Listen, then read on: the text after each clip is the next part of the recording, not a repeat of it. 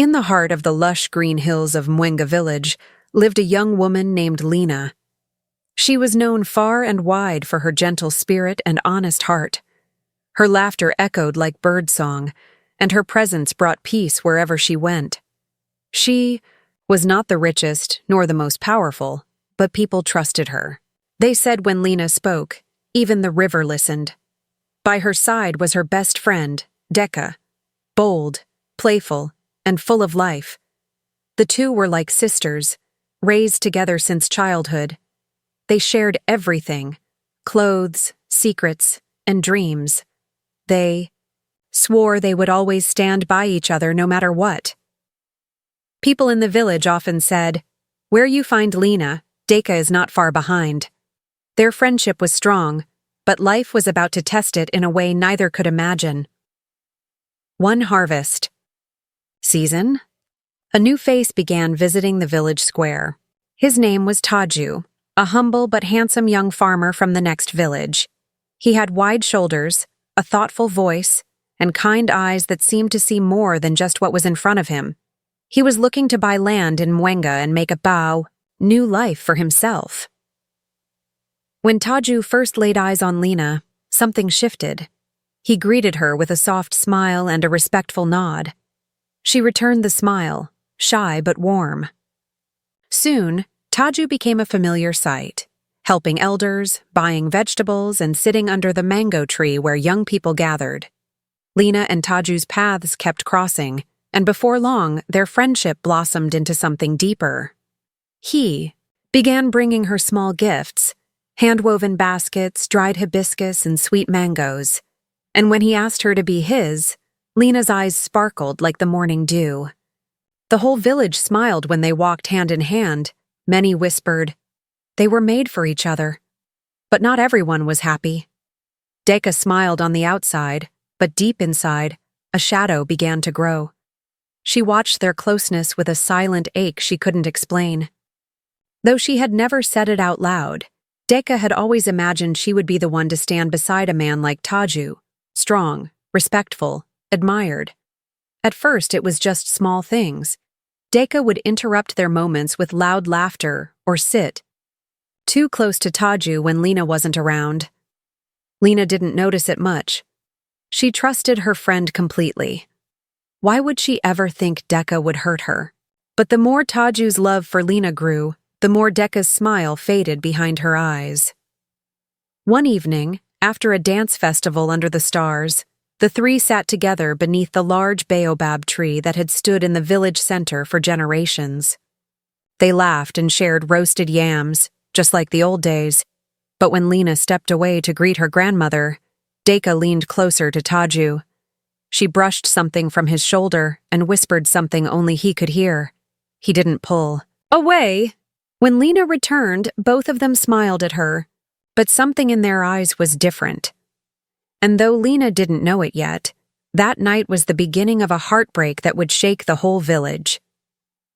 As the stars blinked quietly above Mwenga, the bond of three that once seemed unbreakable was already beginning to crack. The mornings in Mwenga village were usually peaceful, roosters crowing, pots clanging, and women singing as they swept their compounds. But for Lena, peace had begun to slip away like sand through her fingers. Taju had changed. At first, it was little things.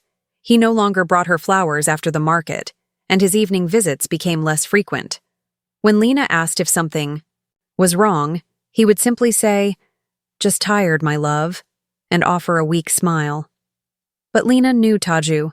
She had seen the way his eyes used to light up around her. Now they looked distant, as if they were searching for someone else. Decca, on the other hand, had become unusually cheerful. She visited Lena more often, but always left quickly when Taju was expected. Sometimes Lena would catch her humming while twisting her hair in front of the mirror, checking her reflection too often for someone not expecting visitors. Still, Lena said nothing. She blamed herself. Maybe she wasn't giving Taju enough attention. Maybe she was imagining things. After all, she had known Decca all her life. If there was anyone in the world she could trust, it was her. But one day, a whisper floated into her ear like smoke. Old Mama Juma, who ran the cassava stall, pulled Lena aside as she passed through the market. Her voice was low but firm. "Child, open your eyes. Shadows are dancing where light used to be. Watch the ones who walk too close." Lena forced a smile. "What do you mean, Mama?" But the old woman only shook her head, her eyes sad. "You'll see." That evening, Lena sat by her doorway, waiting for Taju. He was late, again. The moon was already high when she finally saw him. But he wasn't alone. He was walking with Decca. Lena's breath caught in her throat. They weren't holding hands, but they walked too closely, their laughter too easy. Decca's hand touched his arm lightly, and he didn't move away. When they noticed Lena watching, Taju's smile faded, and Decca's eyes flickered with something unreadable. "Ah, Lena!" Decca called, voice bright. "We just met by chance near the river. Taju was helping me carry water." Lena stood frozen. "It's fine," she replied softly, forcing her lips to smile. "You two seem comfortable." Taju stepped forward, reaching for Lena's hand. "Don't listen to gossip, Lena. You know how people talk." "Yes," she said, her voice trembling. "But people only talk when something gives them reason." Decca laughed nervously and said she had to go. She left without hugging Lena, something she had done since they were little girls. Taju stayed, a few minutes longer, but their conversation felt like two strangers trying to remember how they once knew each other. That night, Lena couldn't sleep. Her mind replayed the walk, the laughter, the closeness between them. Her chest felt tight. She didn't want to believe it. But a woman's heart knows. Deep down, it always knows. And Lena's heart was screaming. The next morning, she walked to the river to clear her thoughts. There, carved into the side of a tree, were the initials T+D inside a heart. Fresh, still raw on the bark. She touched it with trembling fingers. Taju, Decca. The letters were real. The betrayal, now undeniable. Lena stared at the water, her reflection distorted by the ripples. Something inside her began to shift, not just pain, but strength. If the people she loved could lie to her face, then she would learn to stand alone. The sun rose over Mwenga that morning, golden and gentle, but inside Lena, a storm had begun. The days that followed were like walking through smoke. Everything. Familiar, yet clouded. Lena moved through Mwenga with silent grace, but inside her heart was in pieces. Her eyes no longer sparkled when she smiled, and her laugh, once so full of life, now barely echoed. Word had begun to spread. It started with hushed voices near the grinding stones, then behind cupped palms at the market. "Did you hear?" They whispered. Decca and Taju, behind Lena's back. The whispers flew like dry leaves in the wind, unseen, yet everywhere. Lena could feel them. People no longer met her gaze. Friends who used to greet her with warmth now offered tight, uncomfortable smiles. Some avoided her altogether. Others pitied her openly, saying things like, "She was too trusting," or, "How could she not see?" Still, Lena said nothing. She kept her pain close, like a stone in her chest, heavy and cold. What hurt most wasn't just Taju's betrayal, but Decca's. The girl she once called her sister, the one she used to braid hair with under the baobab tree, the one who knew, her every secret, every scar. That kind of betrayal didn't just break the heart, it cracked the soul. Decca, meanwhile, had stopped hiding. She now walked proudly beside Taju, her head high, her laugh loud.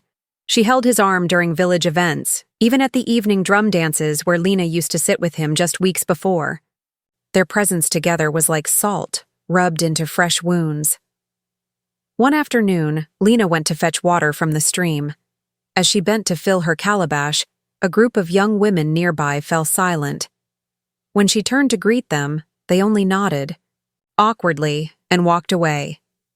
Lena sighed and sat on a stone near the water. Her reflection stared back at her, tired eyes, tight lips, and a hollow ache deep within. Just then, Nia, a widow known for her wisdom, approached and sat beside her. "Child," she said gently, "a heart that loves deeply also breaks deeply. But don't let the wound become your name." Lena looked at her. "What if it never stops hurting?" "It will," Nia replied. "Not because others will fix it, but because you will learn to heal. You have the power to turn your pain into something greater." That night, Lena returned home and opened a box under her bed. Inside were old letters from Taju, bracelets Decca had gifted her, and a drawing the three of them made when they were still innocent, smiling stick figures under the sun. She stared at the drawing, then slowly folded it and placed it in the fire. Some endings must burn to clear the path for new beginnings. The next day, Lena did something no one expected. She braided her hair with vibrant red thread, once a color she saved for joyful celebrations. She wore a bright yellow wrapper and walked to the village square with her chin lifted high. Children ran up to greet her. Some elders watched with silent approval. Others, who expected her to hide and weep, whispered in disbelief. "She still stands," someone said. "She's stronger than we thought," said another. Decca and Taju were there too, sitting under a tree. When Lena walked past, they fell silent. Taju looked uneasy. Decca narrowed her eyes, expecting confrontation. But Lena said nothing. She just smiled, nodded once, and kept walking. It was the smile that surprised everyone. Not of revenge, but of dignity. A quiet message to the whole village. "You may break my heart, but you will not break my spirit." Days turned into weeks, and while the pain in Lena's heart did not vanish overnight, it began to soften like clay in the rain. She realized something important. If she could not count on the ones who betrayed her, she could still count on herself. So she began to rebuild. Each morning, she rose early to help her mother in the garden. She learned to till the soil with more strength, her hands no longer shaking. She cleaned the elders' courtyards, listened to their stories, and brought them herbs from the forest. When children needed help with their chores or advice about school, Lena was there with a kind word and an open ear. The village began to take notice. "She does not cry," said old Papa Muko as he watched her carry a heavy basket on her head with grace. "She grows." And grow she did. Lena began to lead a group of young girls every weekend beneath the baobab tree. There she taught them how to weave, to write their names, and to speak boldly. She told them, "Your worth is not tied to any man or friend who walks away. It lives inside you."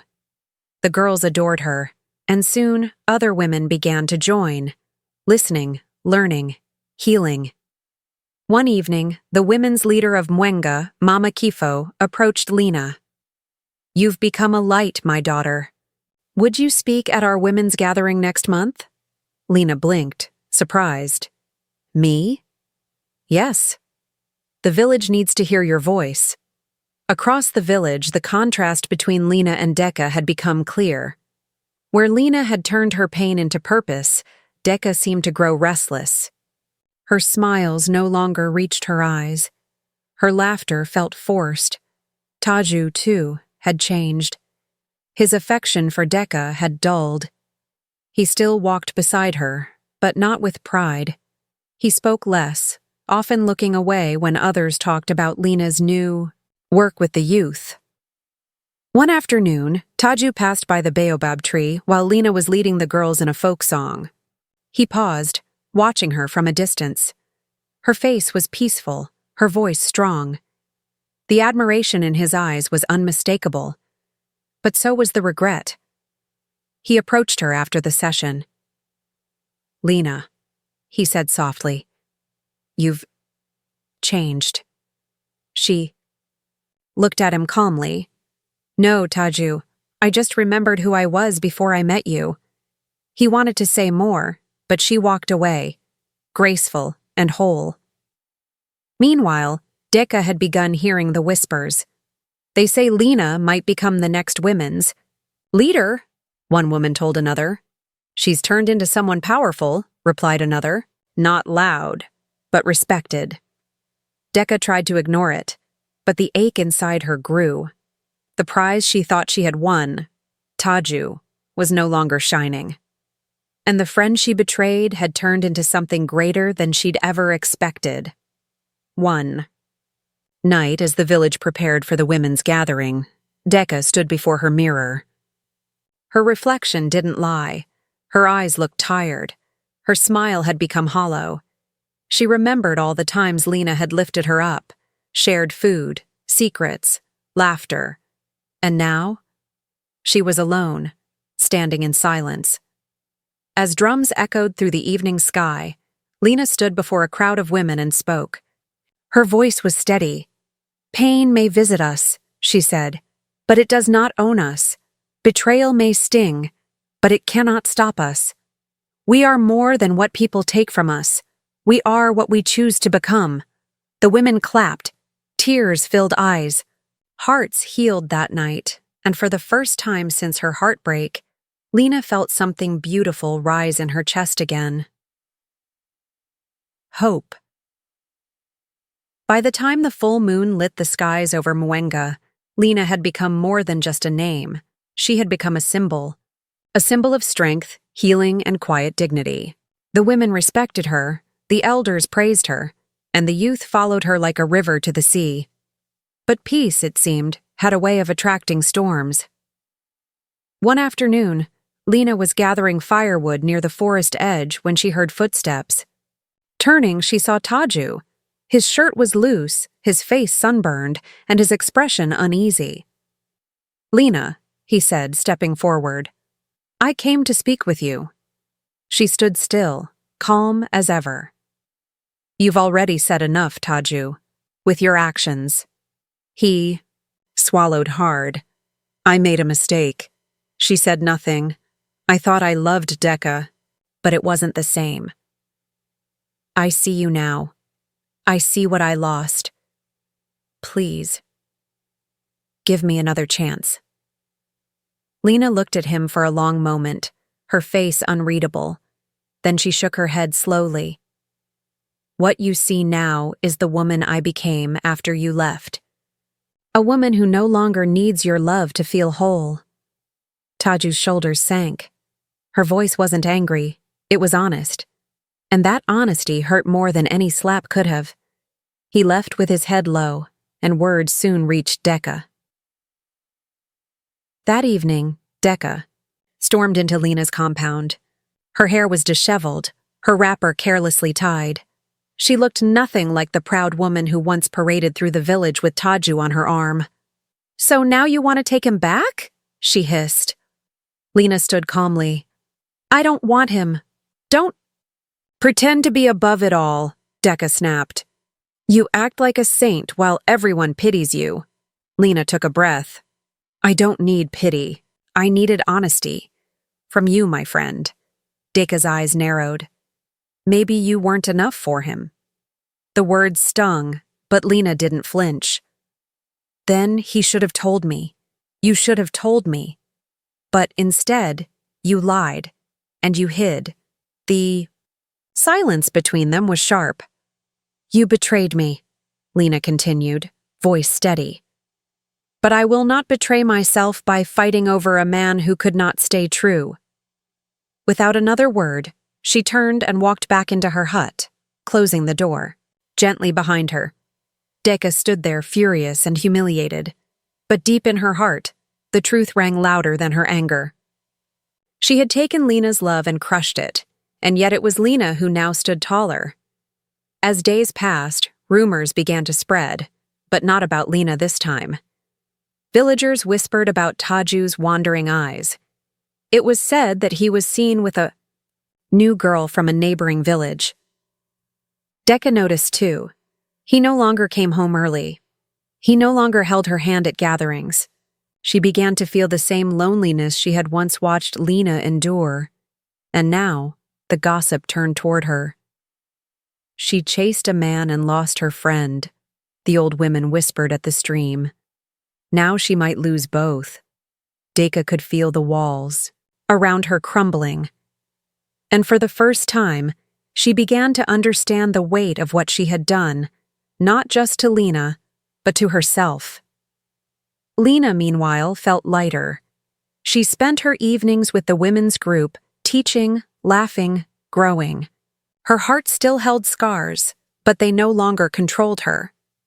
One evening, as she helped a young girl braid her hair, the child asked, "Sister Lena, are you happy now?" Lena smiled. "Yes," she said, "because I didn't let betrayal make me bitter. I let it make me better." And with that, the girl smiled back, hope in her eyes and strength in her heart. As the dry season crept into Mwenga, the air grew hot and heavy, but not heavier than the burden Deka now carried. Her days had become quiet, her smiles forced, and her walks through the village shorter than ever before. Whispers followed her like shadows. Wherever she turned, someone seemed to be watching, judging.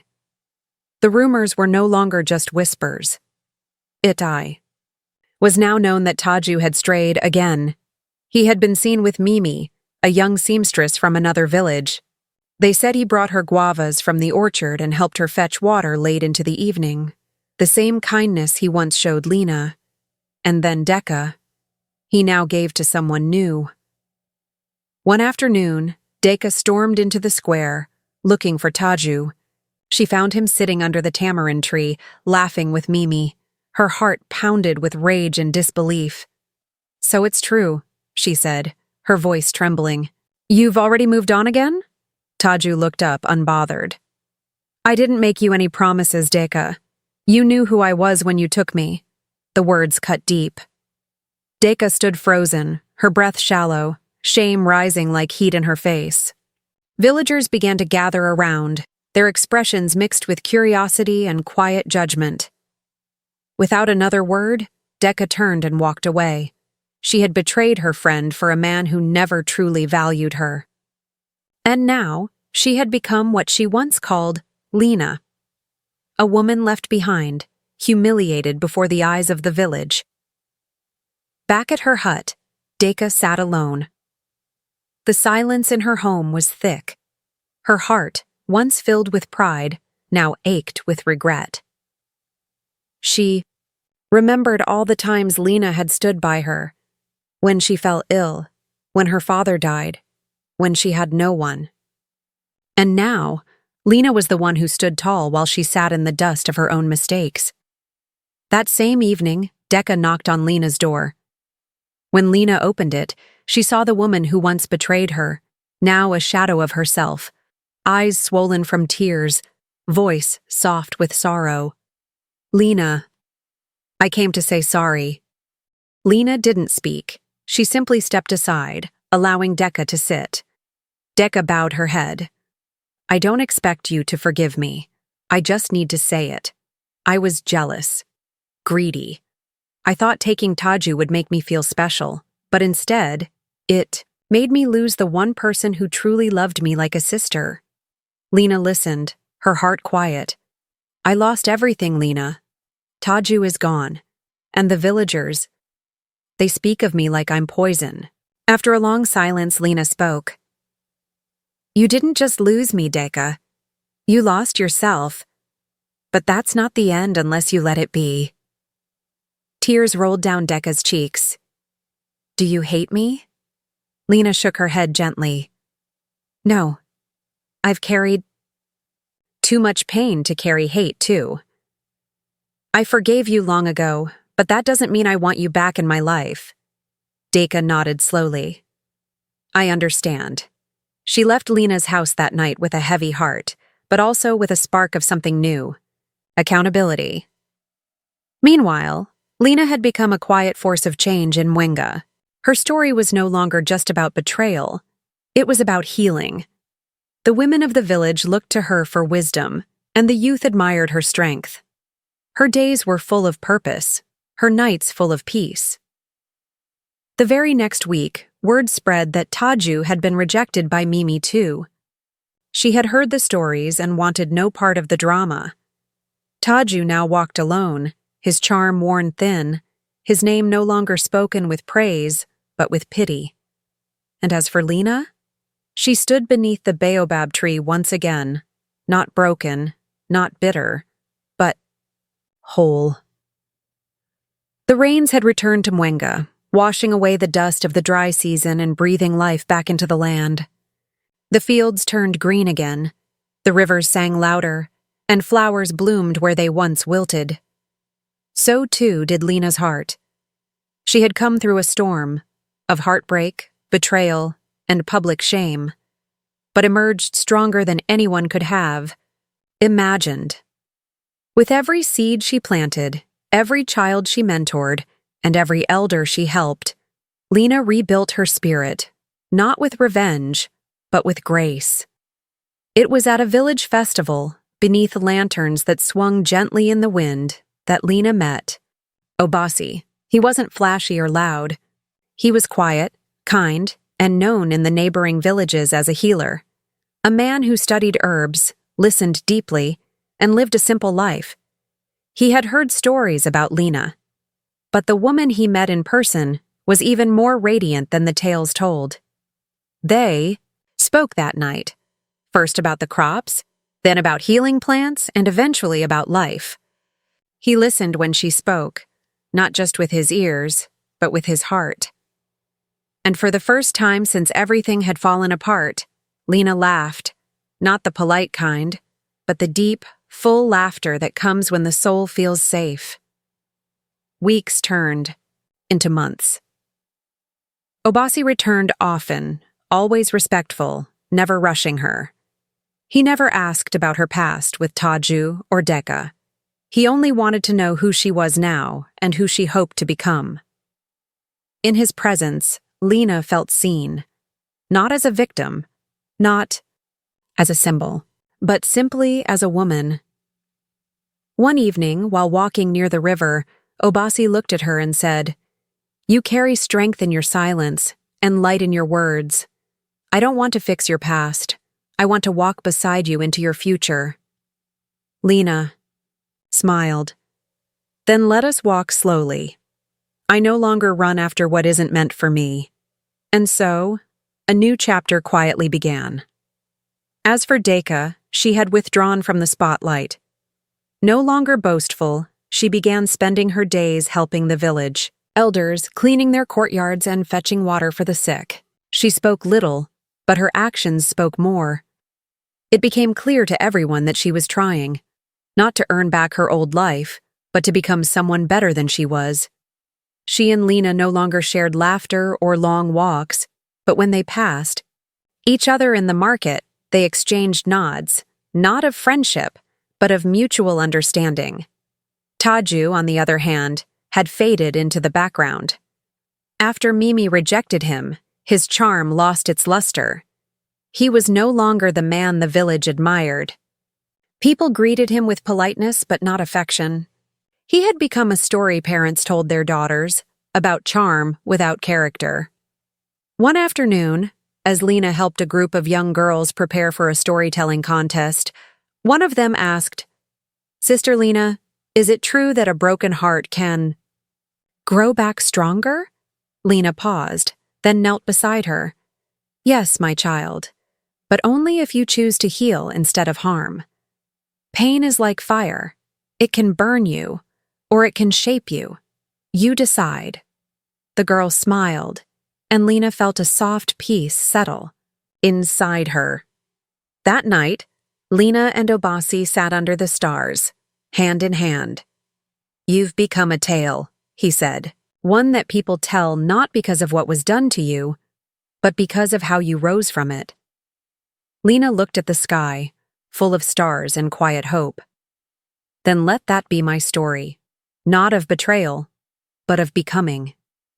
And in that moment, surrounded by the voices of the village, the drums in the distance, and the warmth of a new love beside her, Lena knew she had won, not through revenge, but through resilience, forgiveness, and a love for herself that no one could ever take. Again,